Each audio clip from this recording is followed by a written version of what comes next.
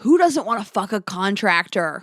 They're hot, they're masculine, they're doing good work, they improved your home. How many men come into your home and improve it? Exactly. None.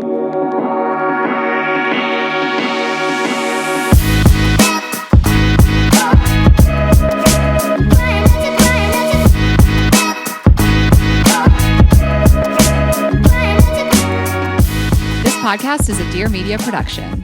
Hi, guys. Hi, guys. Welcome back to another episode of Girls Gotta Eat. Welcome back. Election Eve. I'm nervous. You look unwell. That's not nice. No, like, we're just fucked up. Well, that's because I didn't go home for 17 days. No, not because I just, tensions are high. I'm so skinny. I feel like I'm really good at compartmentalizing almost to a fault. Like, you for weeks have been like, I'm really anxious, I'm really stressed, I can't spiral about this. And I feel like I sort of like put it in a box. Like, I feel like any problem in my life, I address it as much as I can and then I put it in a box. And the box is open. I don't think I've been letting it consume me. Mm-mm. You know, I try to disassociate sometimes, but I have those moments where I feel really anxious. And if I'm having anxiety about anything else, then it compounds. Yeah. And then I'm like worried about something else. And then I'm like, oh, also the world might be ending. No, I'm not trying to be doomsday.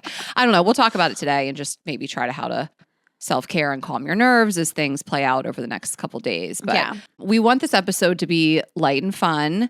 We will talk a little bit about the election up top, and we're going to read a listener email and give some advice. But we really wanted it to be a bit of a respite. Yeah, we planned a fun episode this week. Yeah, we planned a fun episode. So it's going to be a little bit of a grab bag. We have some of your emails, which we know you guys always want more listener emails. Some of you guys request them from time to time. Yeah. Some of you might hate it. We don't know. No, you guys send amazing emails. So we've like compiled a whole bunch of really fun and funny ones, a lot of advice. And so hopefully this should be like a nice break from the election cycle for you. Let's just thank a couple of our partners and we're going to jump right in. Thanks to Article. Get $50 off your first purchase of $100 or more at article.com/GGE. And thanks to Rocket Money. Cancel your unwanted subscriptions at rocketmoney.com/GGE. And thank you to Embark, new partner. Get $65 off Embark's breed and health test and free shipping at embarkvet.com with code GGE. And Boll and Branch, get 25% off and free shipping on your first set of sheets at bollandbranch.com/GGE. And thank you to Quince. Get free shipping and 365-day returns on your next order at quince.com/GGE. So we've had like a crazy couple weeks.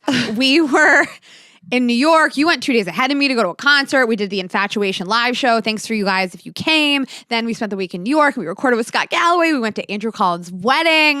Went to Florida for the wedding. Truly one of the most fun weddings we've been to. No, it was so fun. And we were responsible for it. Yeah.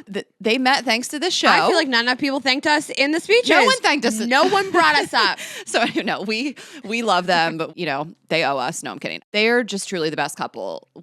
We love them so much. I feel like a wedding is very representative of, like, the couple and how wonderful they are. So it just couldn't have been more perfect. We had the best time. They're the absolute best. And we got to just hang out with so many people we love. Yes, like Taylor Strecker and Taylor Donahue, her wife, all former guests of the show, Nikki Glaser, of course. And then we went back north. You went to Delaware. I went to New York. And then we did shows in Portland and Philly. No. And we spent an extra day in Portland just like having a time with Tessa, a little vacation. I mean, and per usual, my body just like fully gave out on that Sunday. I was just cough and sneeze city.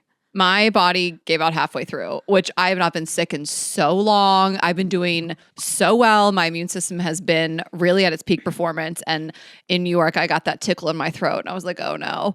And then I went to Whole Foods. I got a bunch of my immune stuff. I had my bee pollen. I was like really getting after it. And then I just got like the sniffles and like got a cold, and that kind of stuck with me throughout the rest of the trip because I never really got to rest. What did you say to me yesterday? What a boring day. I hated it yesterday. I love living like that. I love being busy. I love being around people. It's all I care about. This 2.5 weeks for me was so crazy. It was nonstop. I was at the Philadelphia airport 5 times. I was like, crazy. I live in this fucking airport. It is not my favorite airport. It's fine.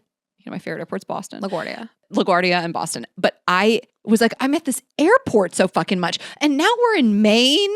And then we were in Florida. Like, I've traveled for 2 weeks, I think. Like, I don't know. We went to Europe, but something about this felt different because the amount of stuff, it was like show, another show, wedding, then seeing my family. I sent stuff back to California with UPS twice. No, it was crazy. My dad stuff had in to boxes. send me stuff back. My mom had to bring some of my Halloween costume to the show. Like everything was so planned out. And I had a document I was working off of because I was like mostly on American, but sometimes on a different airline. It was crazy. I got brand new American status from this past 2.5 weeks. And also, we just got to talk about American because I have been saying this for years, and Raina finally understood how there's no rules on American and they don't give a fuck. I had a crazy flight. From Philly to LAX, that specific route. Philly flight attendants American are like in a league of their own. We talk about this all the fucking time, but I don't know if you guys have this experience. We fly American and Delta most of the time. American, they do not make you follow those rules. They don't care if your bag's under the seat. They don't care if your seats recline when you land. They don't care. Delta, like I've had flight attendants not walk away until that bag is all the way under the seat. There's this one flight attendant, I've had her twice. She will not let me have my little purse on my lap. She won't let me have my phone out. Like she will stand there, arms crossed. Like they are so crazy. American, they do not care. What happened to you? 2 things happened that were so insane. Actually 3. I didn't even tell you about the third one. So the first one is they're closing the boarding doors, and this guy comes over the speaker and he's like, just letting you know, we'll be closing the boarding doors in 10 minutes to go to LA. So if you don't want to go there, now would be the time. And I was like, what? And then, so the guy sitting next to me was like an older gentleman. He stared at the back of the seat, no screen, 6 hours. Because American doesn't believe in screens. Never closed his eyes, stared at the seat. Didn't look out the window. I've never seen anything like it in my fucking life. It was crazy. And then he was like, he's going through something. So I did not have the window seat, which is like first time in my life. That guy had the window seat. Yeah. And the shade up or down? First half, shades up. Okay. It was psychotic. But then he, realized the error of his ways. After 4 hours, put them down. And it's okay. Everybody can redeem themselves. So they like come over the loudspeaker and they're like, we're going to be landing the plane. So everybody like put your tray tables up, seats up, all this shit, whatever. They tell everybody to do it. And then the flight attendants take their seats. And I don't know when we're landing. Who's to say? The shades are down. And we hit the ground. I feel us hit the ground. My tray top is down. My laptop is on it and open. Crazy. My seat is fully reclined. And my bag is just at my feet, not under the seat. They don't care about the bag. I have never, it's not even illegal. Yeah. That's crazy. By the way, guys, this is not to drag American. We love that. I'm sorry. I love that energy. Tell me why the bag needs to be all the way under the seat. Explain it to me. What's the difference? We love our flight attendant girlies. I'm sure some of them are like, because safety. No. What's going to happen? Anywhere. What's really going to happen? It's right at my feet. Okay, they don't make you take the water bottles off the seat that are sitting there and they're going to fly. That's so crazy. Yes, if there's water bottles out, they don't say shit about it. Shit, those are going to fly across the room. Flying down. And those things roll. My bag's not rolling under a seat. So this just reminded me. So I boarded one of my final flights, probably like 4th out of 5th flight out of Philly or whatever. And for some reason, I was in the window seat. The other guy was right next to me. And in between us, in between our 2 seats, were 6 snacks. 2 nuts, 2 granola bars, and 2 cookies. Like laid out already. I've never seen it. Sometimes a little water bottle, the little mini water bottle. Yeah. Raina, all the snack options. They were just there. It's just hanging out. And so he and I was like, oh, okay. And as the plane takes off, we had to hold down the snacks. We had to like hold down the fort. Like the plane is taking off. He and I are holding on to all these individual snacks. Why'd they do that? Also, this was American Philly to LAX. So like a 4.5 hour flight, 5 hour flight. About halfway through, the pilot comes on the PA and he's like, I need to speak to you guys. And he was like, I just need to remind you. He was like, I just need to remind you that the flight attendants are my voice in the sky and they represent me. And you better be compliant with them. And some of you guys in the back. He was like, some of you guys in the back are not complying with the flight attendants. And basically, turn I will this turn flight this plane around. around. Yes, no, I will turn this car around. He was literally like, and I know we all want to make it to LA, don't we? Or he was like, I will crash this into a mountain. No, he was literally We're going to like, the Rockies. some of you might have to parachute out. No, but I've never heard like, I will land this plane if you don't behave. This is American? American, of course, Philly American, a flight attendant. So I'm like, what is the tea? I literally was thinking of trying to ask somebody at baggage claim, like, were you back there? What happened? I really want to know. I'm dying to know. And then the way he stuck the landing, it was the smoothest landing of all time. I was like, what an icon. Gets on there. He's like, I'll fuck y'all up. We're not going to land if you don't I'll behave. kill And everybody. he Just try me. It was the smoothest landing I've had in years. Wow. Yeah. So That's you know, hysterical. he's my new fave. But no, it was a lot of travel. It was a lot of flights. And I really loved this trip for so many different reasons. I loved everything we got to do. It was just a myriad of shows and dinners and friends and family. And I just feel like a common theme for me was like really getting to spend quality one-on-one time with people that like maybe I haven't gotten to in a while or that I just really felt like I needed to, like my sister-in-law being one. I just don't have a lot of one-on-one time with her, especially since the boys have been born and, you know, she is in charge of them a lot and we're out in groups a lot. I mean, she's always there, but like, when would I be one-on-one with her now with the kids, you know? So we got to kind of spend the day together and like with the boys too, but it just was really nice to have that time with her. And like, even my mom, we had some really nice alone time. She brought out her old wedding dress, which I posted on my story. It was a hot mess. It's all in different pieces. I was like, did you trash the dress? It literally, it like looks like a bed skirt. I mean, it's a hot mess. So we were laughing about that. And like, we just got some good solo time because my mom has said before, I remember one time I was home, she was like, I just don't really feel like we got to talk too much. And I was like, I didn't even register. We've just been in group settings the whole time, which is also important, fun, like social time. But I just thought about that. And like in Philly, Louisa, like after brunch, I had some time to kill before I went to the airport and her and I just walked around the city. And I just had some of those moments where I was like, you really do need that with people sometimes. Like Corey's next to my list because I feel like I've not had alone one-on-one time with her in a while. And I see all these people sometimes, and because I live in the West Coast now, it's like less time spent on the East Coast, so it's like everyone's together, and you just don't always get that quality time. Quality time, I feel like, is my number one love language. No one understands it more than me, that like all time is not quality time, and sometimes you just really need to have those moments. So I just felt like that was one of the things I love the most. I think that time like really fills my cup, and I felt really fulfilled after the trip because of some of those times. Well, I'm like laughing because like I think I've said this to you before. Like I feel like you and I spend a lot of time in groups, but I don't end up spending time with anybody. Yeah. And because you and I aren't in a lot of places for long periods of time, we end up grouping everybody together all the time. But then I just feel like I spend time with everybody and end up spending time with no one. Yeah. And like we went out to that dinner with like Meryl and Louisa and Rob and me and you, and I just felt like that whole dinner, like everybody took turns with the spotlight. I feel like all of our friends are good at like, you know, asking questions, but like I end up feeling like I didn't really get a lot of time with one person. And like that's why at the end of the Dewey trip, when I drive back with Louisa every year, I love that solo time with her. Like I feel really indulged with like one-on-one solo time with people. Yeah, and Louisa is a person who will say, I want one-on-one time with you.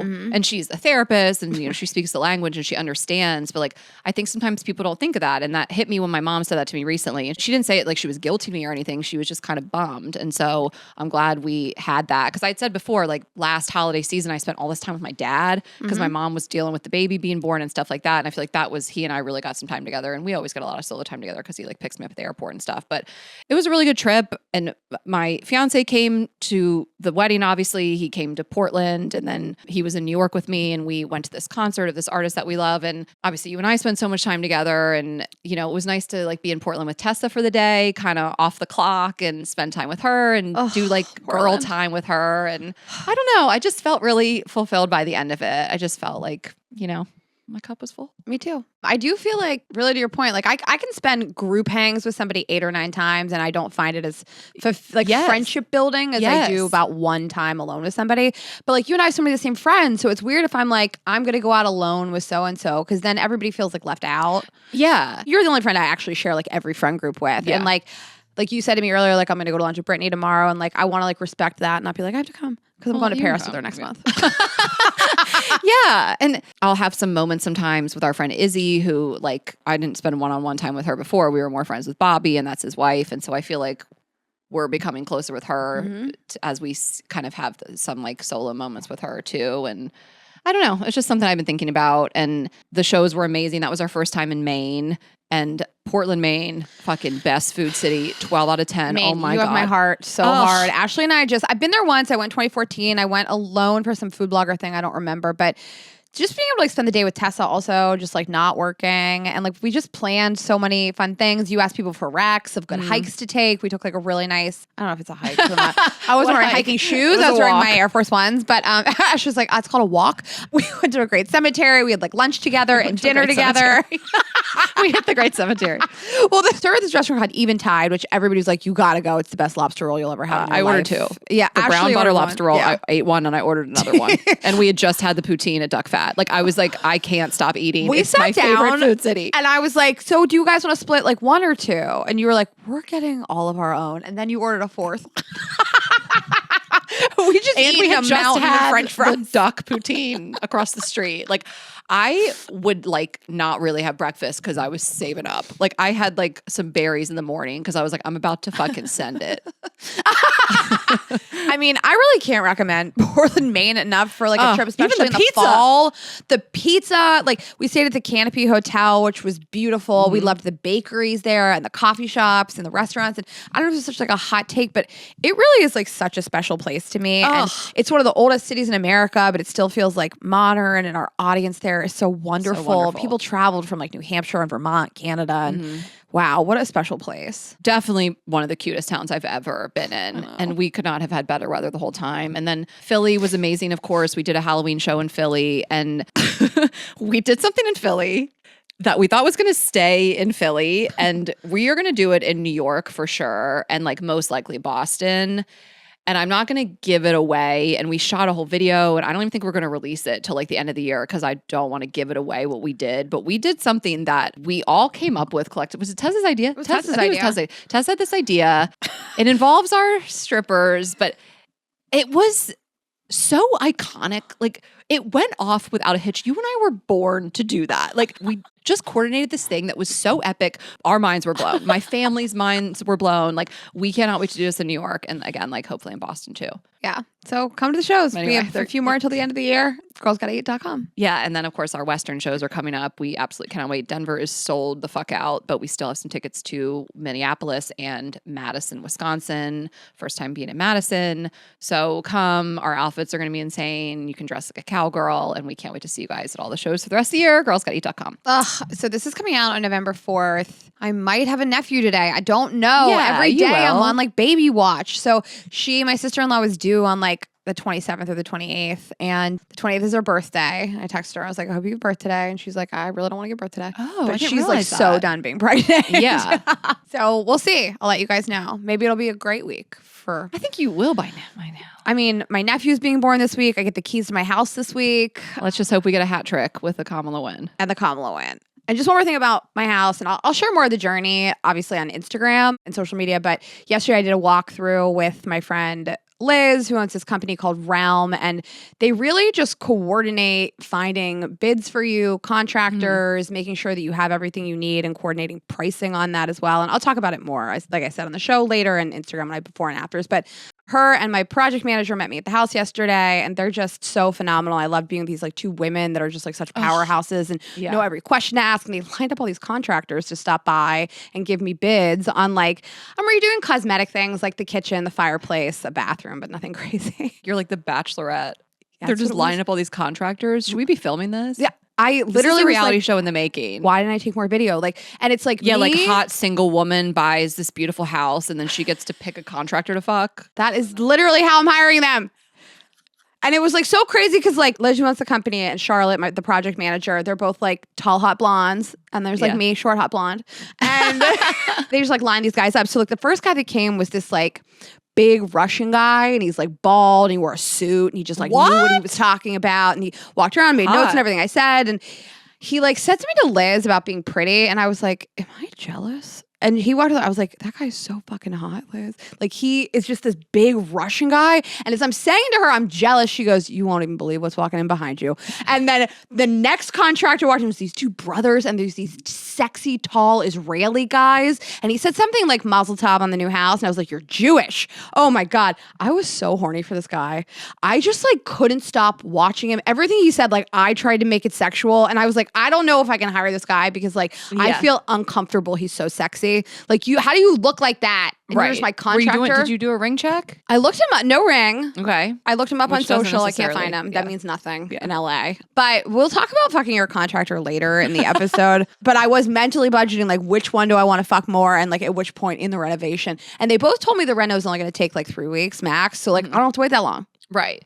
I mean, also, I don't know that you should pick somebody based on hotness, but I'm going to get the bids. And like, if they are the same amount of money, I will pick the one I want to. Right. Like that's the tiebreaker. That's how I meet my next husband. A Jewish Israeli guy. Oh, you should make him compete. Like you should set up some like challenge, like eating my pussy. A sexual challenge. They both have to like fuck me. Putting on some shelves or eating your pussy or both. Whoever can come first or the longest. Okay, I'll time them. They both have to have sex with me, and whoever can last the longest without going over 13 minutes. That's your max? Yeah, 13's a lot. 13 of just straight penetration. I have been wanting to time sex because I feel like you get lost in a time vortex. Never known. Is it 30 seconds? Is it 30 minutes? Who's to say? I never know. Yeah. I know if like we're like, let's have a quickie, and that's like a meet, but like I couldn't tell you. Yeah. We had a quickie in Portland, like walking out the hotel room, like the moment just struck, and we were like, let's get after it. Yeah, it's great. Okay. But anyways, yeah, I'll keep you guys posted about the renovation. I'm really excited. And so I get the keys this week. And then you and I move in on December 6th. And then new studio space. She means for the studio. I'm not actually moving in. I might. I'm just so excited about all of it. So let's hope spirits are high this week and, nothing mars your special day. Thank you. Yeah. On that note, we do just want to give some final remarks as we go into the election. Obviously, a lot of you guys have already voted, early voting. But of course, today, tomorrow, if you're listening the day this comes out, please exercise your right to vote. Of course, we've sent that message over and over. That goes without saying. But I want to start on a positive before we just trauma dump. This could very well be the week we have our first woman president. Yeah. So I want to start with that. We can't predict the future. If that's not the outcome, you don't need to run the tape on me saying it, but I just think like all of us who wanted that can really celebrate it and rejoice it and move forward and feel the biggest collective sense of relief that we've ever felt. Mm-hmm. I truly believe that will be the outcome. That's what I feel in my heart. I really do. But again, no one knows. And I think we all remember how we felt in 2016. And I was so certain then. And we all know what happened. And so I want to be cautiously optimistic. And, while I really want to stay positive, we can't ignore the reality of the alternative scenario and what that would mean for our country. So we're hopeful. We want to fucking celebrate this week. Like I feel excitement in my soul, but we still want to speak candidly about our current feelings. And, while we're hopeful and excited, I just feel also like in disbelief that this is where we are. Like, I can't believe that we have had this misogynistic, pathological, lying, megalomaniac bigot to worry about for 8 years. Mm-hmm. I cannot believe that this is the third election that everyone, but like women, have had to worry that we're going to have a president who's going to roll back our reproductive rights, someone that spews hate, that makes people feel unsafe, that's going to instill these corrupt Supreme Court justices for the span of their life. Like the way that he has divided this country since 2015, 2016, it's sickening. And it's like beyond my comprehension. And half the country still supports this. And it's hard to digest. And just the way that he has normalized this hateful, violent language. And I just sat and thought last night, like this is the third time we have to feel like this. Mm-hmm. I can't believe we're still here. Like it is so re-traumatizing over and over and over. And I just want you guys to try the best that you can to calm your anxieties, spend time with people who, again, like fill your cup and understand you and you can speak to about these type of things. And try not to spiral and take breaks from social media when you need to, and know that you're not alone if you feel these things, and do things that bring you joy, masturbate, like whatever you have to do, call your friends, and whatever happens, we'll get through this together. And that's all I can really say. Yeah. I mean, I think that the thing that's been the most shocking for me about this election cycle is how many people think it's funny, his behavior. They're very open about thinking it's funny. You and I have seen a lot of comedians, peers of ours, celebrities come out and really endorse Donald Trump and this behavior, whether or not it's to get clicks and views or not. I've never seen so much excitement around somebody. And even if you remove the stuff about women's rights, there's so many other things that I think are really at risk here. And I think a lot of people don't know how to talk to their friends or their partners that are voting for Donald Trump. And if I could do it in a more calm way, what I'd say is vote for the person that's going to cause the least amount of harm. Just outside of women's reproductive rights, you're talking about a person that wants to dismantle the Department of Education. He wants to completely change healthcare in this country. And he has been on the record many times saying, day one of my presidency, I will get every single illegal immigrant out of this country. And when I think about what that means, and he's been quoted saying 1 million people, 2 million people, up to 20 million people. When I think about what that says about day one of the presidency is really inciting violence, legally and illegally. When I think about what it would take to get illegal immigrants out of this country from every business, every home, you're inciting the police to do that. And you're also inciting people to just vigilante justice do that. And it very much, as a Jew, reminds me of the Holocaust, and that we didn't really think that this could happen to us. But where is the line? And, you're talking about illegal immigrants, but then what? The people that don't like immigrants also don't like Jews and also don't want them in the country. And it really harkens back to that feeling for me of like, someone has to stand up for these people. And I think that like so many of Donald Trump's constituency is these like white men that are like, none of this stuff affects me, And I think that's a really dangerous way to think and feel, because the amount of violence and discourse that this is going to incite really scares me. And so if there's people in your life that are undecided, that are just not going to vote because they're not sure, say these things to them. This is some real harm and violence and frightening things that are going to explode upon the country. Yeah. And I'm not saying Kamala is a perfect candidate. I couldn't rattle off every one of her policies, and I'm sure she's not perfect. I'm sure all these people are corrupt in some way. But it does scare me what could happen. So if there is a calm way to say that to somebody, I incite you to. And, if you're like, my boyfriend doesn't care about abortion rights, well, does he care about children and people who are sick and people who are minorities? Yeah. Absolutely. It reminds me, like, when I think about, like, sticking up for others, even if it doesn't affect you, it reminds me of this. It came from a German Lutheran pastor at the time of the Holocaust, and he gave us a sermon at the Holocaust Memorial Museum. And he said, first they came for the socialists, and I did not speak out because I was not a socialist. Then they came for the trade unionists, and I did not speak out because I was not a trade unionist. Then they came for the Jews, and I did not speak out because I was not a Jew. And then they came for me, and there was no one left to speak for me. And I think about that a lot when I think about people that say like these things don't affect me, and this part of this type of legislation doesn't affect me, but like it will affect you someday probably, and the people around you and the women that you love and the children that you're going to have. And maybe that will move the needle with somebody. Yeah. I mean, I just don't understand how people don't see what the long term looks like, how bit by bit, like I think yesterday on Instagram, people were posting that it's been 50 years since women could get a credit card without a male co-signer. 50 years. Your parents were adults. You know what I mean? Like my mom was in her 20s when she could get a credit card for the first time without a man. Like it wasn't that long ago. We can go back there. Like segregation wasn't that long ago. People forget the Holocaust wasn't that, like, when you really put some things into perspective. I understand how people feel about Kamala and Gaza. And I wanted to just reference this article that I read. This was from Jill Filipovic. She's a writer. I think she is a lawyer or former lawyer. And the article on her Substack is called "The Case for Kamala, Even Despite Gaza." And it really speaks to people who may feel like they can't vote for Harris Walls because of the current situation in Gaza. And it really just is so thorough. It's so thoughtful. It's this brilliantly written article. It's just like irrefutable facts about the current situation and our current election. And it really just echoed a lot of the thoughts that I'm having and conversations that I'm having privately with different people. And I shared it on my Instagram. It got hundreds of reads, which I love to see. And I feel like it's just really powerful. And so we're going to put it on the screen for YouTube. And again, this is Jill Filipovic. And you guys can read that if this is something that is of concern to you, or share it if it's of concern to other people. And I know this is just a really serious issue, sensitive subject. And this article dove into it in a really, again, like thoughtful and thorough way. So I just wanted to recommend that.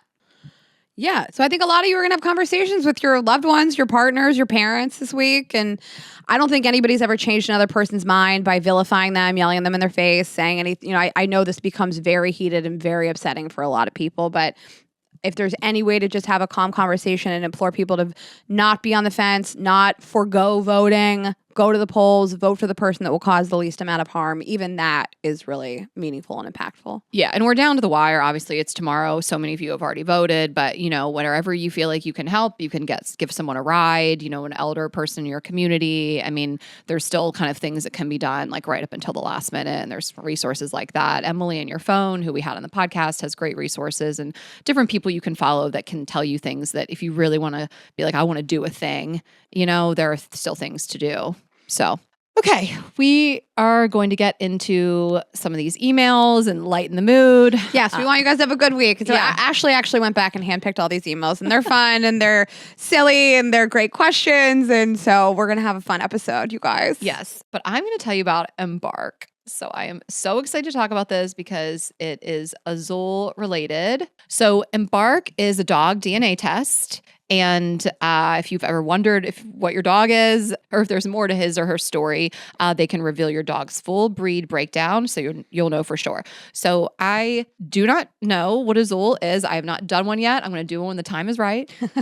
If I do it, it'll be with Embark, but we're just waiting to see when we feel like the time is right to do a full reveal. Maybe we want to have a big event. Maybe we want to have a breed reveal party safely, no pyrotechnics. But yes, I adopted Azul in 2021, and I have my guesses for what I think he is. I say he's like a Chow Border Collie mix, but really who's to say? So I really feel like one reason I'd want to do this is so I can know if I'm right. And of course, out of curiosity. So this is a really perfect gift for the holiday season. If you have a dog lover in your life, or you're just obsessed with your own pup, the Embark dog DNA test can be the most thoughtful gift you can give. I think it's a very fun gift, but also something great you can do for yourself.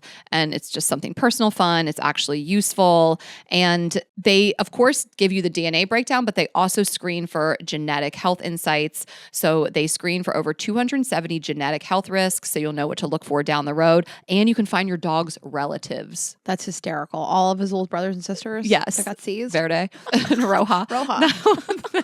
So you can find their relatives, which I'm just obsessed with, Embark's relative finder feature. And I have to tell you that this is the DNA test that my vet, Dr. Lisa Littman, recommends. So it comes recommended by my vet, by so many other vets, I'm sure. It's super easy to use. You just swab, send, and discover. So you just swab your dog's cheek, send it in. A couple of weeks, you'll get the full report. It's so fun for like holiday fun with your family and friends. Can you imagine just sitting around like for Christmas or for Thanksgiving and doing the big breed reveal? We do it with the your appetizer family would contest. be obsessed. Yeah, so it's fun to do, and the results might just surprise you. So we love this. If you guys are interested in what your dog's DNA is at all, and of course you can get those health insights as well, find their relatives, Embark is the way to go. This holiday, discover what makes your dog one of a kind with Embark's dog DNA test. Head to embarkvet.com and use code GGE to save $65 on Embark's breed and health test and get free shipping. Be sure to let them know we sent you after you place the order. Tell them Girls Gotta Eat sent you in their survey. Again, visit embarkvet.com and use promo code GGE to save that $65 on Embark's breed and health test today. So I'm moving into my new forever home, and obviously the first thing on my mind is furniture. So obviously I've been scrolling Article. Article believes in delightful design for every home, and thanks to their online-only model, they have some really delightful prices as well. So they have a huge curated selection. They have mid-century modern, coastal, industrial, Scandi, and boho designs. When you go on their website, they show you how to configure everything. They have photos of other people who have bought article items and put them together. If you're just like, I don't know how to design a room, they will really help you. And it really is like cozy season. So my suggestion is redecorate your bedroom. They have great beds. I love this Kaya King storage bed. It comes in like a boucle. I'm a boucle ass bitch.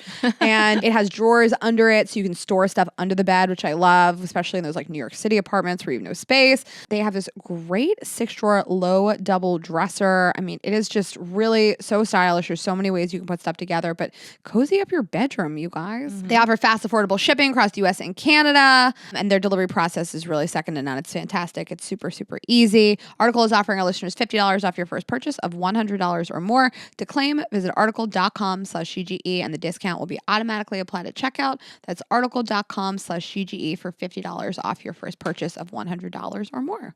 Okay, so speaking of things you can do to elevate your home, Boll and Branch sheets. These are my favorite sheets as of late. I am so obsessed. They are so soft, so luxurious. I really cannot get enough of these sheets. And one thing I hate about sheets is when they're really baggy. Like these fit tight in my mattress and they're just a perfect fit. And so I am just so excited about it. They are great gifts.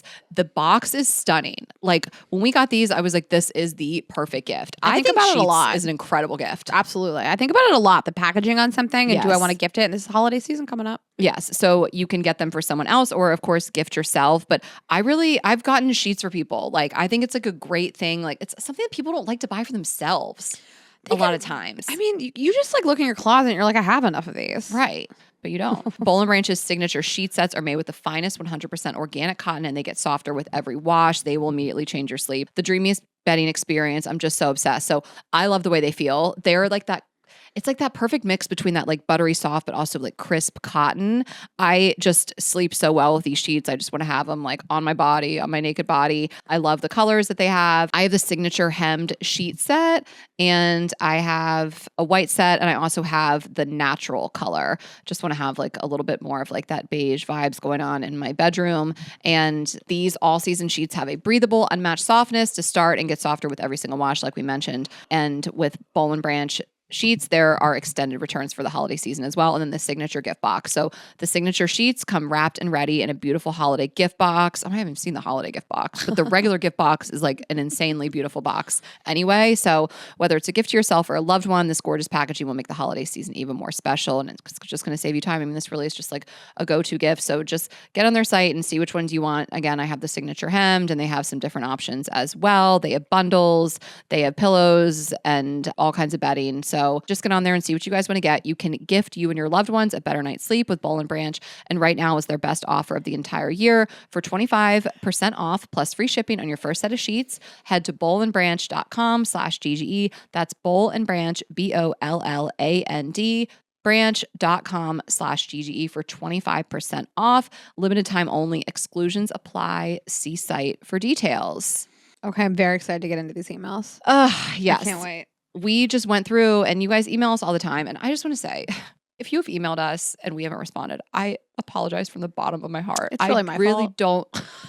We get a lot. We get a lot of emails. We try to respond to them. We get a ton for every show. We get post-show emails, people telling us they love the show or sharing an experience. And we have some emails where people really need advice or pour their heart out or just want to share a funny anecdote. And we really do try to respond. And if we have not, I am so sorry. I think this keeps me up at night. I know, me too. You guys take the time to email us. I'm going to do it tomorrow. Okay. I am. You're right. I go through and do some, and I try, but I'm just we also don't want to give you guys canned responses, but if Rain and I sat down and responded to every email, that would be our whole life. So I just want to make right. it clear. And we don't want it to be Tessa's job, because we want to, if you email us, we actually want to read them. So anyway, I just want to say that up top. Thank you for saying that. We love you guys. We love you guys so much. You just are the coolest, funniest, smartest, most amazing audience in the whole world. Seriously. Nobody's better than you. They're the best. Everybody that comes on the show is I can't believe your audience. I know. All right, let's get into it. Email number 1. Do I fuck my contractor? Ugh, there's so much that goes into Raina's this. friend. Oh my God. Okay. So I'm 29. I just moved to a new city. I bought a cute house with a backyard for my dog. I was referred to an awesome contractor who has been finishing my basement and working on other odds and ends. He's doing so much more than I'm paying him for. I found out a few minutes into meeting him. He's 32. He has 2 kids and is very unhappily married. He said he got her pregnant. She wanted to have it. He wants to be a good dad. We bonded easily. In the past 3 weeks since I met him, he offered to drive me 30 minutes to the airport, the most selfless act of kindness in my book. He bought me fish he caught on his trip and his favorite Georgian wine. And Brought me fish. Did he buy it or did he catch it? He caught her fish? He caught her fish. He caught fish for her. Caught on his trip. What was his wife? He brought his favorite Georgian wine last weekend. Georgian. Georgian. From the state. No, like the country of Georgia. They have wine country? Yeah. Okay.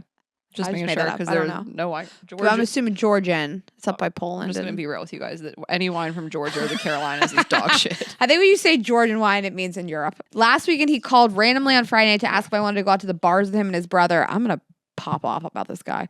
I ended up telling him I'd join another night because I panicked and needed to process, but it feels like our convo that night broke some sort of barrier. I'm extremely single. I actually haven't had sex for more than a year. I really enjoyed the reset while I focus on raising my puppy. I'm not worried about getting attached. I'm worried about it sucking and things getting awkward if it gets messy. Whatever the equivalent of spitting in my food is as a contractor. No, sorry, I'm looking up Georgian wine.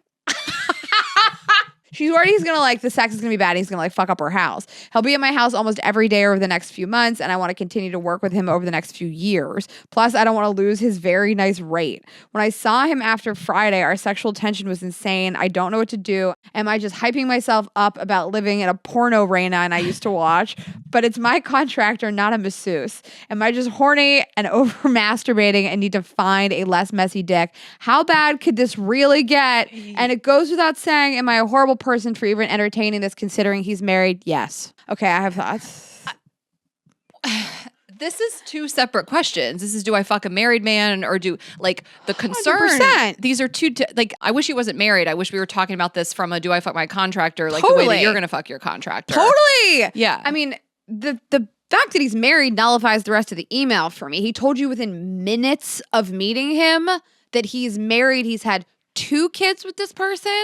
Yeah. He's very unhappy. He told you in the moment of meeting, and then he's actively pursuing you. He went on a trip. Yeah. Who did he go with? His wife? Yeah. And brought you the step back. Georgia. He brought you wine to Georgia. He's offering to drive you to the airport. This is disgusting. I don't care if you're unhappily married. Don't be married. Yeah. I'm not shitting on her.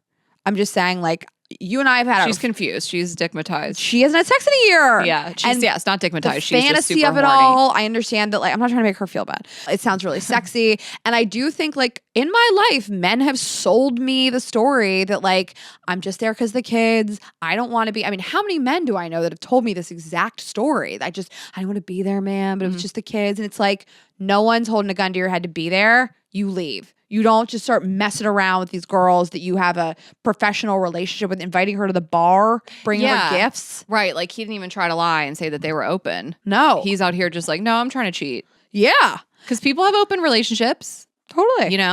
if that's what they got going on, but it doesn't sound like that's the case. It sounds like he's going to cheat on his wife. It sounds like he probably already does. Oh, definitely. I mean, this is so bold. This Yeah. is somebody that does this all the time. Yeah. It sounds messy to me. When I, even if somebody's I have nothing to do with my wife, we don't have a sexual relationship, we don't even really have a friendship, I'm just not trying to be involved. I take the morality out of it. Of course, it's morally wrong, but I just don't want to be involved in somebody's marriage. Can we just talk about it as if he's not married? Can we take another scenario? Don't fuck married people. Listen, Right. I mean, that's just That's that's my answer. I don't know. If they're open, sure. I mean, I get it. It happens, but no, I can't ever advise it. So can we just pretend he's single and talk about No, I don't fuck married people. I mean, I'm with you. It's not even worth discussing That's it. what You I'm don't saying. want to. I wish Don't fuck a married person. We should have just changed the email because I think it's funny that she's worried about the awkwardness of him being the contractor. No, you can fuck your contractor. I mean, how long is the renovation going to take? She's I would like to use him for years to come. Why don't you just figure out what you need to do? Do it now. I'm not worried about getting attached. I'm worried about it sucking and things getting awkward if things get messy. He'll be at my house almost every day over the next few months. We had a contractor, when my parents put in a back screened in porch, and doing like a big porch was like a big to do. And the contractor, Mike, he was there. He lived with us basically every day. Mike was there. Like, I'm just trying to remember those days. I remember being a kid and be like, Mike's part of the family. The contractor next door, I see him every day. So that is true. I mean, the contractor, I see him every morning. I see his truck. Let's again suspend reality from this email and say he's single. I think you let that tension go until the very end and fuck him at the end. Fuck him at the end. Yeah, like that's flirt for 2 months. Like, oh God, I'm so horny just thinking about it. Oh my God. I mean, you can get so much mileage out of this masturbation. Like it's gonna build so much. Yes. And just like, don't give the milk away for free. Yeah. Make him finish this job. Also, like, make sure the job is done right. Yeah. What if you fuck him and he starts slacking off at work? No, you got to fuck him at the last week. Yes. And exactly. You celebrate the job being done. Yes. The final walkthrough. Because I will say that is how you could break through that barrier. Like, once it's done, you could be like, oh, should we just celebrate? And you like bring out some wine or a beer if he wants that, you know, whatever, some weed, whatever you guys want to celebrate with. Celebrate. Yes. Let's do a final walkthrough. Let's do a toast. Yes. And then like you just are like, let's test out the bedroom. Okay. I have a serious question for you. What percentage of contractors are cheating on their wives? Every single person they do a house for. So like, do you think the contractors walked into my house yesterday and they were like, single girl by herself, big titties, looking hot. I'm going to fuck that girl. Yeah, Raina, they all fuck the clients. Who am I? You and Grease when I fuck the driver. Yeah, Ashley, the drivers always fuck the clients. Do you think all of them? I finally get to say it to you. Yeah, Raina, they always fuck the clients. They do, you think right? you're special? No, I don't think I'm special. You thought you were special when that driver fucked you, okay? You're like, I wonder if we are going to talk after this. No, he's already inside of another person. I was like, he really liked me. This is my Mamma Mia moment. This is my Greek lover. Raina was like, no. He's already inside of another person. He has blocked me on WhatsApp. You were like, maybe we go back to the States, you can visit me. And he's like, what, ma'am? I just feel like, who doesn't want to fuck a contractor? They're hot, they're masculine, they're doing good work, they improved your home. How many men come into your home and improve it? Exactly. None. Yes, exactly. Every other man is ruining your home. Yes. But yeah, it's so sexy. I mean, a guy hammering one nail, I'm wet. This guy and I yesterday, he was talking about repaving the fireplace, and like I made that sexual. Yeah. I was just dripping, talking to him about everything. I know I feel like when I've seen houses, Raina's come sometimes and she's not turned on by my realtor. She's turned on by my brother talking about the house. Like my brother has a lot of knowledge, and I'll see Raina's like eyes start to get like a little like lovey, and I'm like, he's married, he's a kid, he's your brother too, you know. And she's just like, the way that Matt talks about the way that Matt talks about contracting stuff. I'm like, okay. Keep it in your pants. So hot to like know about that stuff.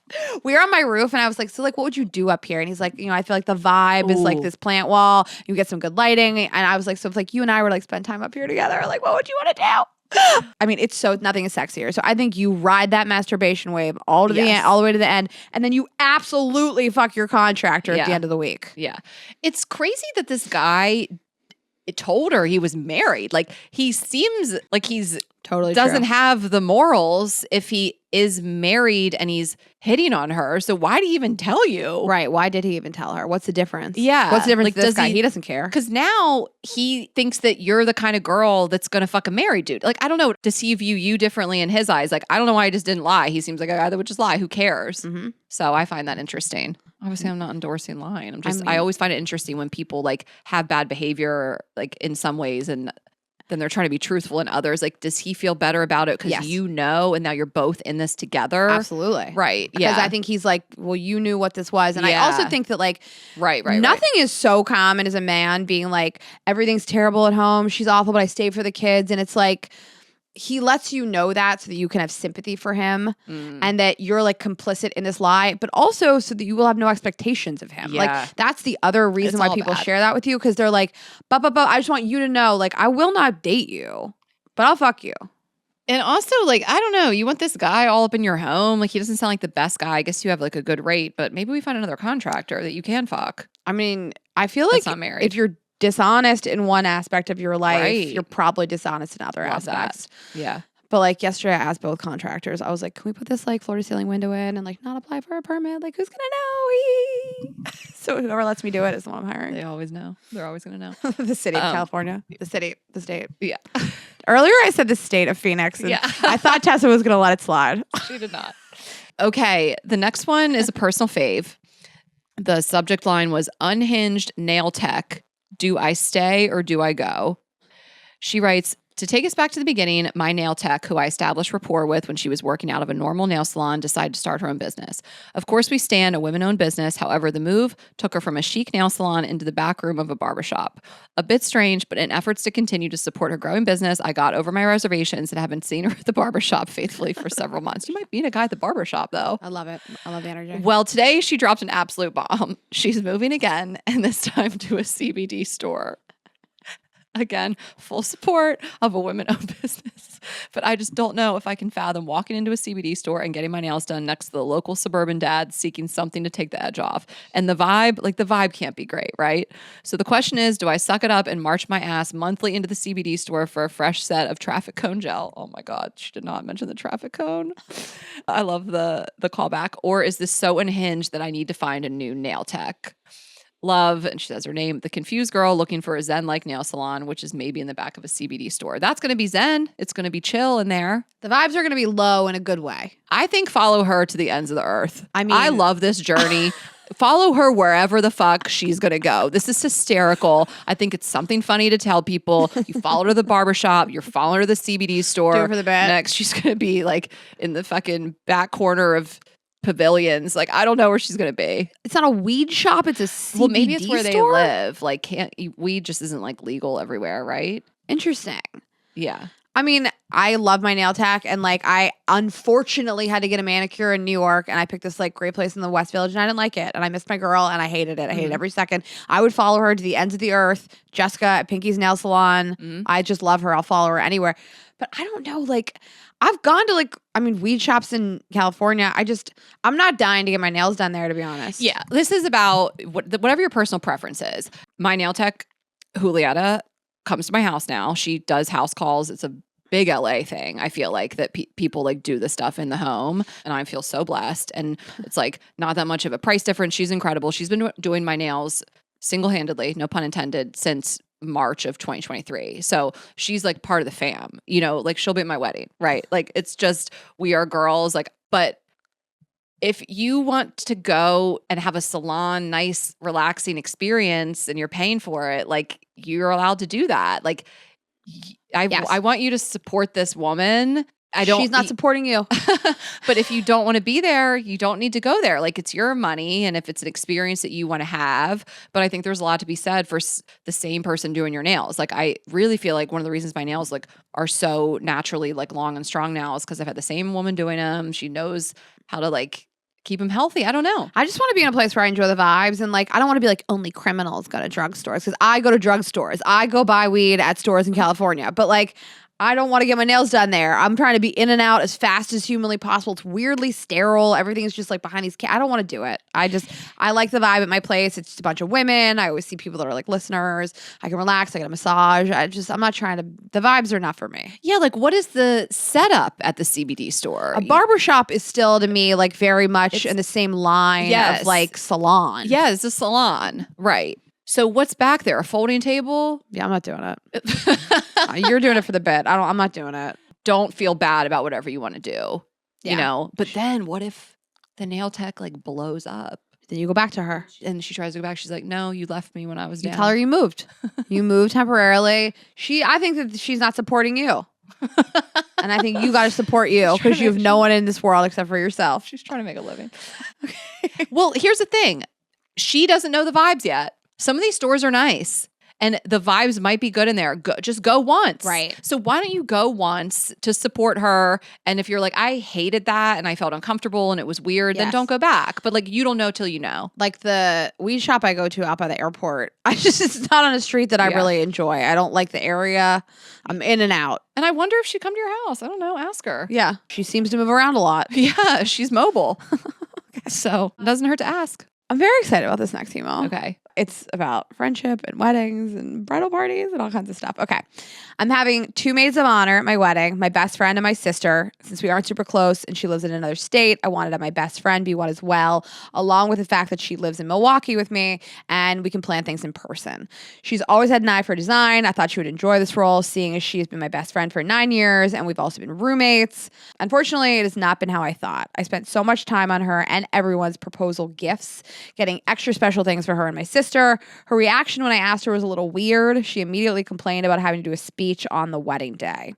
We've only seen each other 3 times this year. Before a few weeks ago, I had not seen her in 2 months, even though she lives right by me.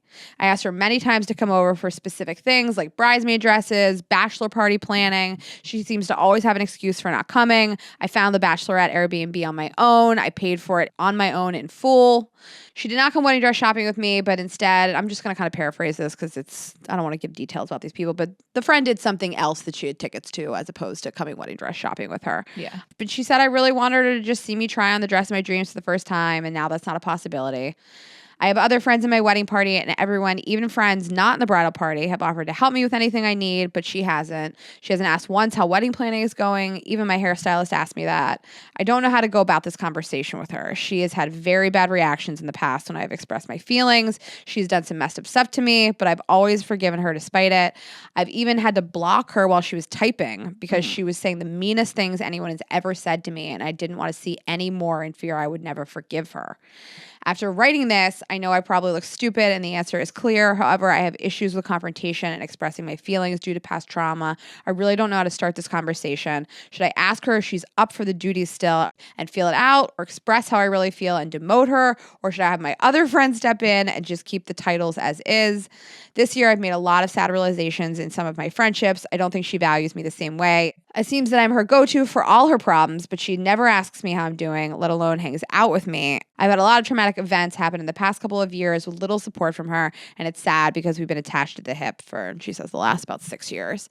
I really feel for her. This is really painful. I mean, outside of the maid of honor thing, to feel that you are losing and have lost your best friend, that they don't approach you anymore with kindness and empathy, that they're not interested in the events in your life. I mean, I don't know what this girl has going on. I don't know if she's single, and seeing her best friend get married is really painful. And she's just, not that it's fair, but I'm saying, like, I've even had to say to you, because I've gone through some things recently, and I've said to you, I think I've been a little selfish. I've been my own mind. I haven't asked you enough about your wedding planning. And I don't think that at all. but it was on my mind. So I do understand feeling like I got my own shit going on, and it's hard to lean into other people's happiness sometimes when you're like, I'm so sad. Yeah, who's to say? But the typing the meanest things anyone's ever said. I mean, if you have to block someone because you're scared of what they're going to say to you, you have to stop them before you see it. That's not a friend. That's not your best friend.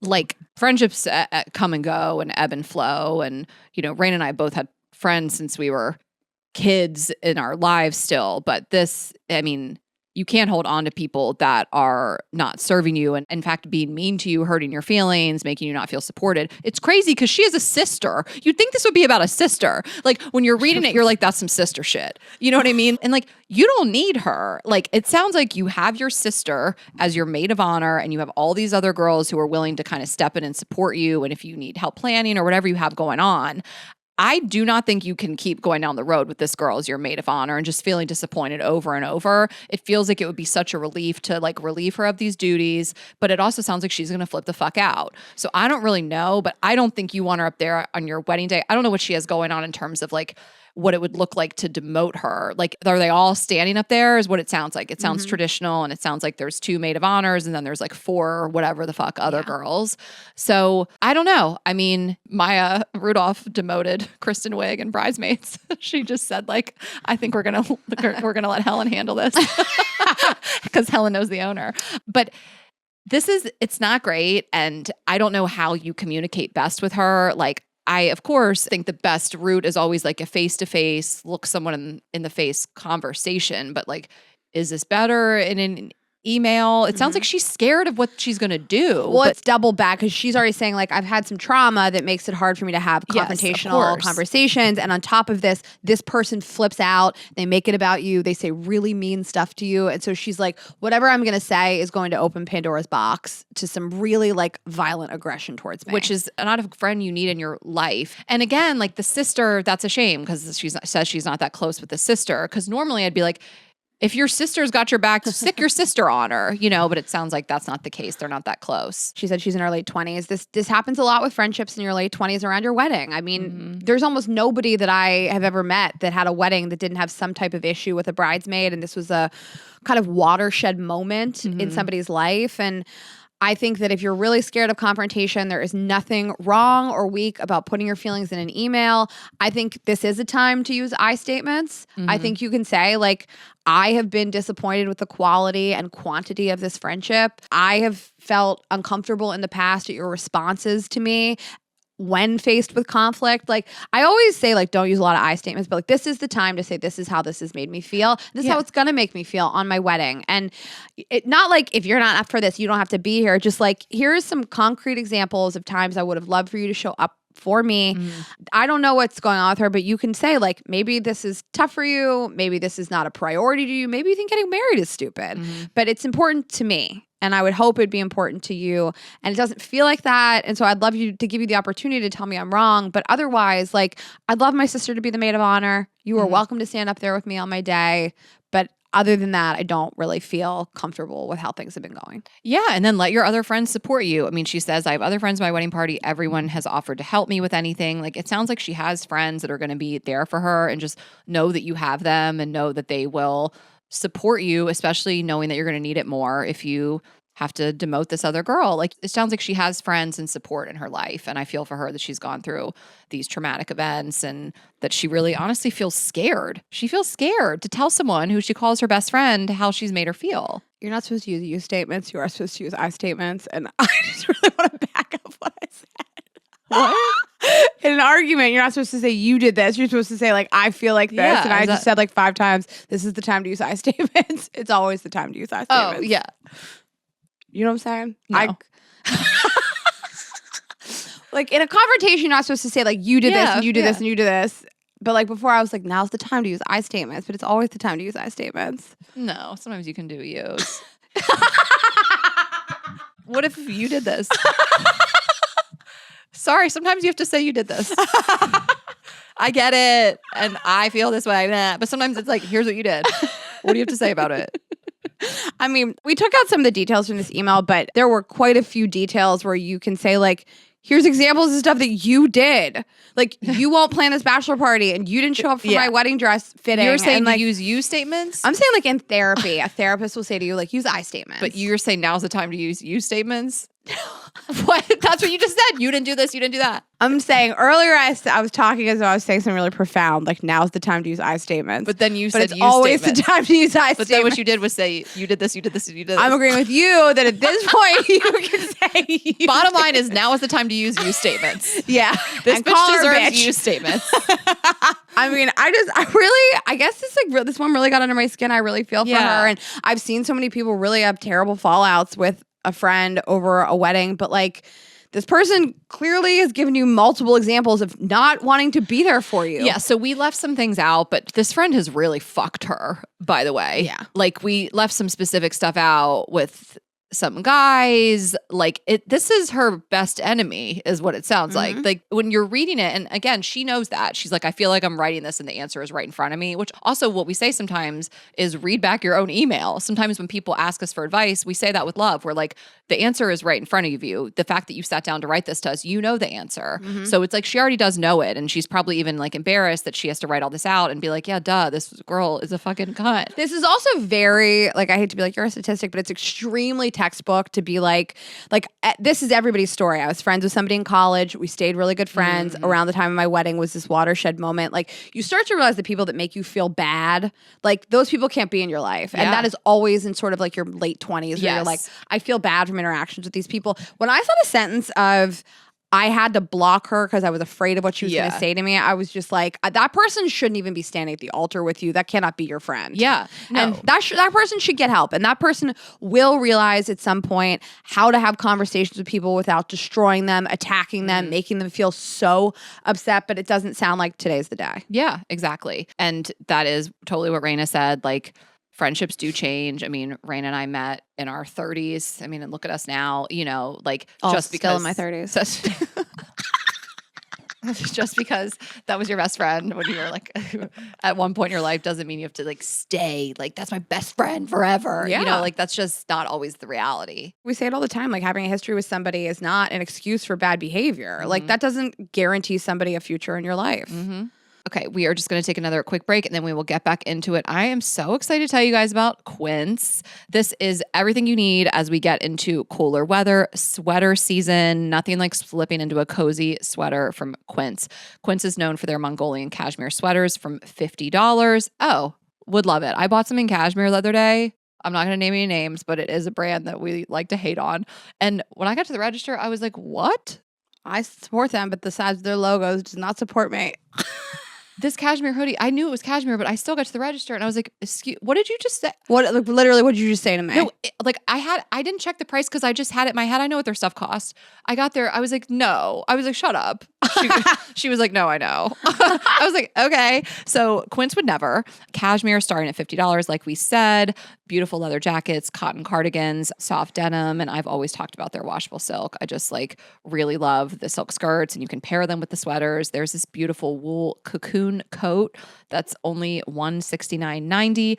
Amazing pants. This like pleated wide leg pant. Again, the leather jackets. This baby alpaca wool diamond stitch crew sweater, again, under $50.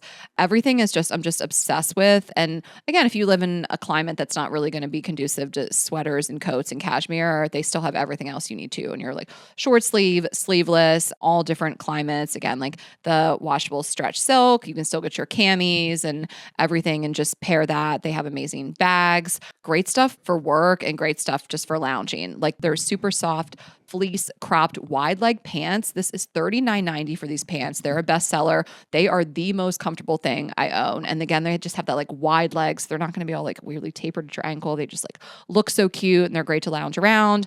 They have jeans, they have luggage. I mean, they have jewelry, bags. We're just obsessed with everything. So you guys can get cozy in Quince's high quality wardrobe essentials. Go to quince.com/GGE for free shipping on your order and 365-day returns. That's QUINCE.com/GGE to get free shipping and 365-day returns. Quince.com/GGE. Okay, and most Americans think they spend about $62 per month on subscriptions, but the real number is closer to $300.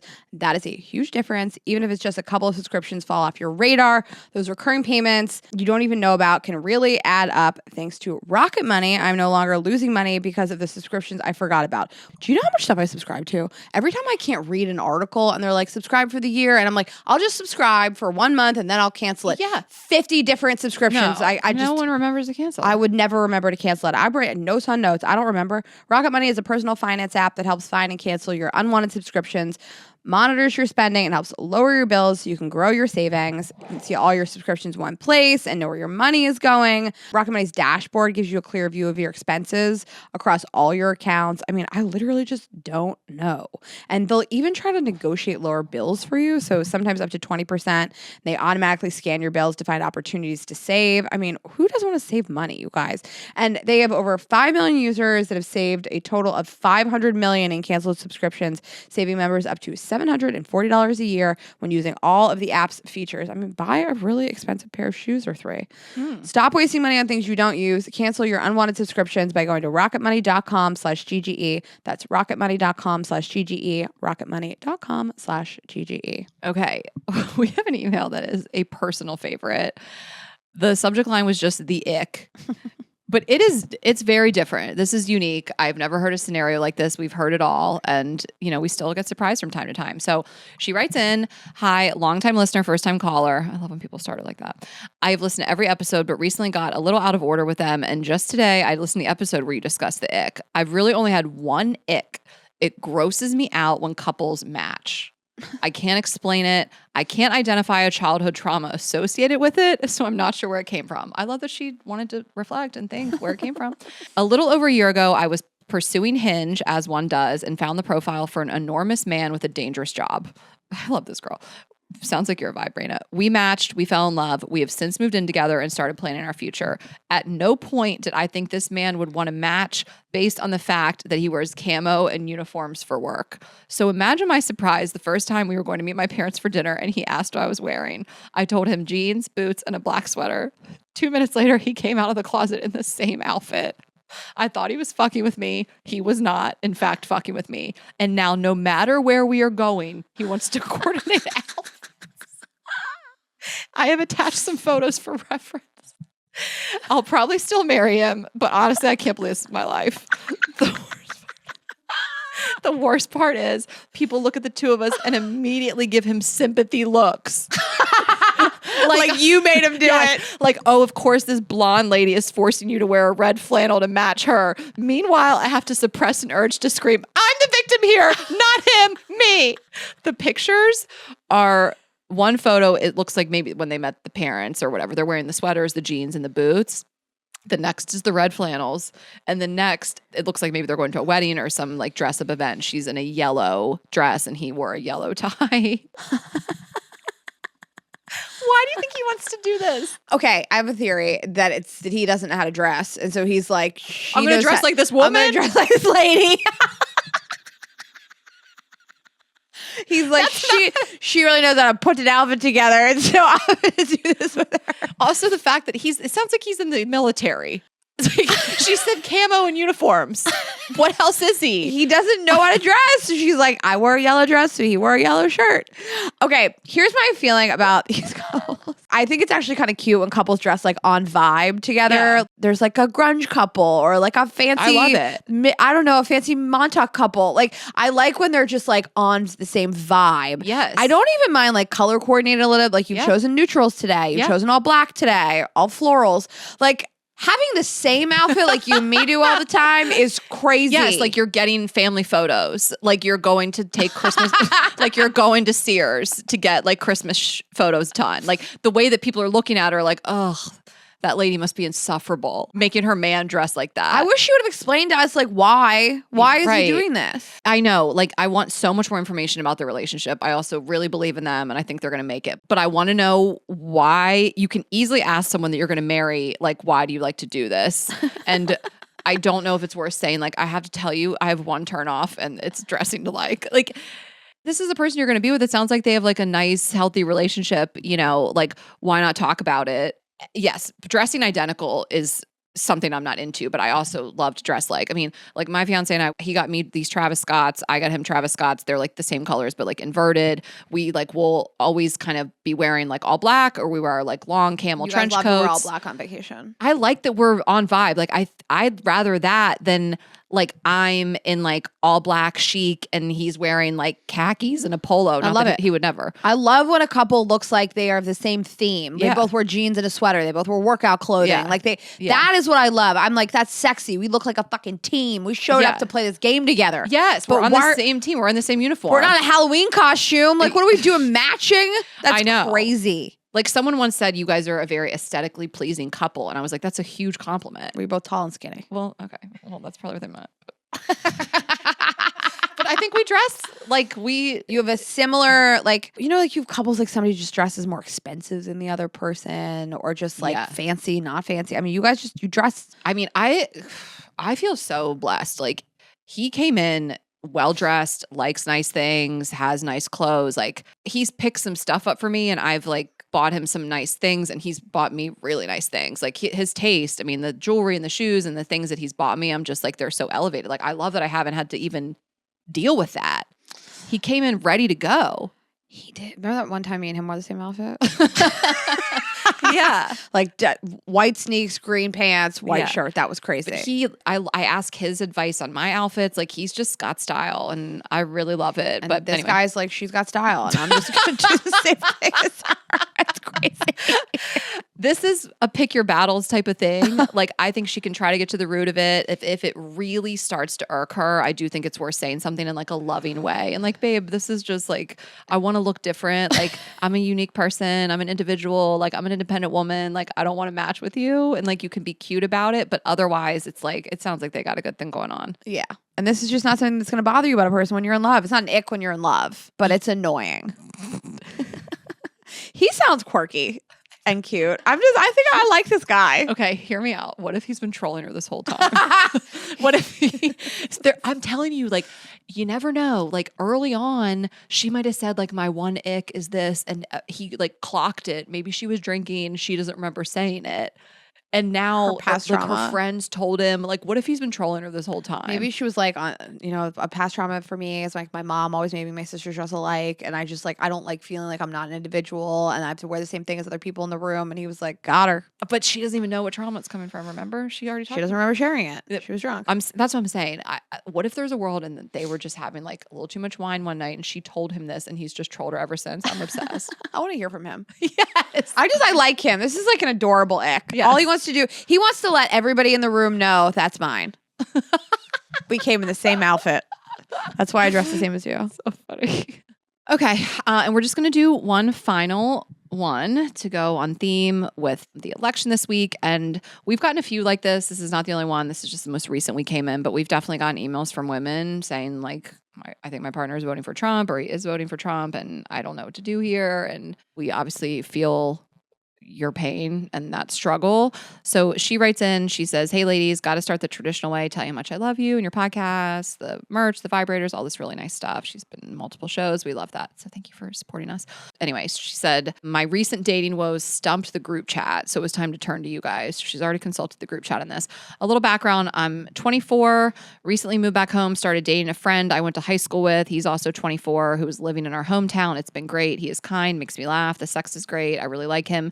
We live in a small rural town that actually hosts a bring your tractor to school day. So it's safe to say it runs pretty red during election year. As you guys know, this election is intense with so much at stake for so many people, women included. I've never been afraid to stand up for what or who I believe in. And while she is not the perfect candidate, I will be voting for Kamala. Having expressed my absolute disgust for Trump in the past, my boyfriend recently confided in me that he was considering voting for him.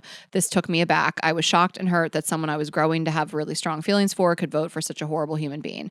I attempted to express that voting for Trump felt like an attack on human rights and women's rights everywhere, and that I would have a really hard time trusting him, given that he knows these are my values and my boundaries and would deliberately vote against them. He obviously did not respond well to this, and he believes me to be extremely close-minded. He said that he agrees that Trump is not on the right side of those ideas being basic human rights, but cares about America too much to not vote for him. Am I the asshole here? No.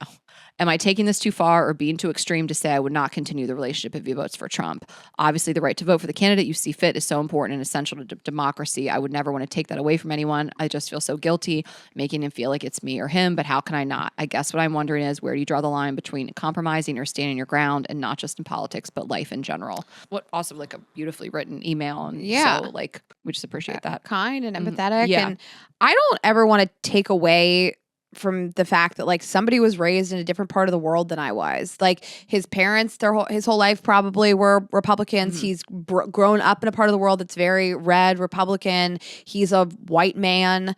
I think that like it's hard to argue with 24 years of breeding. This is this person's background. This is what he's been told.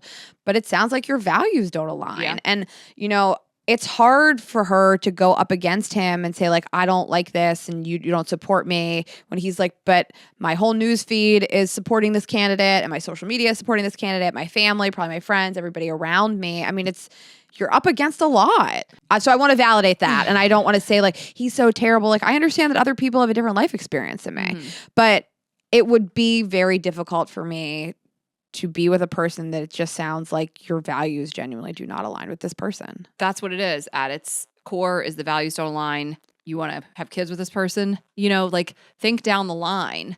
We get messages like this. And they made me like so emotional. I just feel like I have a lot of like anger surrounding this, and that women are having to think like this. Mm-hmm. And this is just not, I can't say it enough. It just isn't a Republican candidate from days past. This isn't just like he wants to vote for John McCain. How could I, or like Mitt Romney, I always like use those examples. Like this is someone that is really dangerous. And have you asked him what he hates about Kamala? I get people say different things. A lot of them are not rooted in facts, but like, I'm also like, how do you really feel about women? And how do you really feel about women of color? And I also feel for her because she moved back to this small town where it sounds like there's probably not a lot of options and she found someone she likes. But your values don't align is the bottom line. And is that someone you could see yourself spending the rest of your life with, having a family with potentially? Like this is probably a sign of what's to come. Like you will keep bumping up into this. Yeah, this might not end the relationship today, but it is a sign of what's to come. Like you said, you will keep seeing examples of how this person's values don't align with yours. And I've been in the midst of Trump supporters. I can have dinner with them. I've probably fucked them. I just probably wouldn't plan my life around one. And that's just Donald Trump and only Donald Trump. I don't have this problem with Republicans. Plenty of people in my life are lifelong Republicans. Exactly. Like, and that's the thing. It's like, we're so divided, but we just are. And I hate to contribute to the division, but it's like, this is the person that created the division. We weren't like this before, and again, like I think about those people in my life too. I think about my uncle all the time, lifelong Republican, never didn't vote Republican. Our family is genuinely worried about him if Trump wins. Like that's how deep his hatred runs and how scared he is as someone who was in the Navy and who really has so much insight and who knew John McCain personally and all those different things. Like he couldn't be more Republican prior to 2016.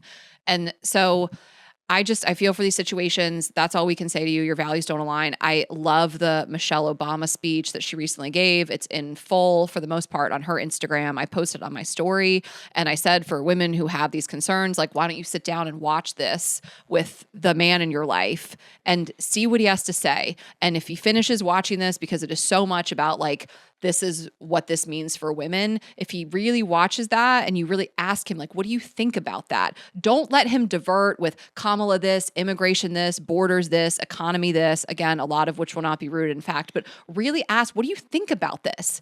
What do you think about if I were to have our child and I would need a life-saving procedure, like that would be illegal? Mm-hmm. How would that feel to you? And so that was, I think, what was so impactful about Michelle Obama's speech. And ask these men what they think about that. So I don't know. The decision is yours, but you are not being too extreme to say that you would not continue the relationship at all. So if her main question is, am I the asshole if I break up with him for this? No. No, I can look the other way about a lot of things. I don't need to be 100% aligned with somebody about everything, but I do about this one. Mm-hmm. And I don't mind if you're like, I can see why Donald Trump has some good points. I don't, but I understand that some people do, and that's fine. Voting for him, I can't really accept it. Mm-hmm. So, and it really makes me question why you're so terrified of this woman being in charge, Mm-hmm. So there's that. All right. Well. All right, guys. Well, any of you with these concerns and these fears and these anxieties, we are with you. And thank you for... Why am I talking like the world's about to end? Like the podcast is about to end? We're being hopeful. And no matter what, we will have an episode on Thursday. We were kind of discussing how to handle this with not really knowing when the election results are going to come in, but we'll have something. We've kind of figured out how to do that. So we will talk to you on Thursday, but hope you enjoyed this episode. And, we know it wasn't all just funny and light, but we hope you got some laughs out of it and maybe take your mind off what you have going on. And if you want to come to a show, you can get tickets at girlsgottaeat.com. We will see you soon in Denver, Minneapolis, and Madison. And then, of course, in New York and Boston to end the year out. Girlsgottaeat.com. Girls Gotta Eat podcast on Instagram and TikTok. I'm Ash Hess. Raina is Raina.Greenberg. Vibesonly.com. Never needed a vibrator more than now if you're having any sort of anxieties or stress. Masturbating helps. So vibesonly.com. And we will talk to you Thursday. Vote tomorrow, you guys. Yes. Vote. If you haven't already, vote. Love you. We'll see you on Thursday. Bye.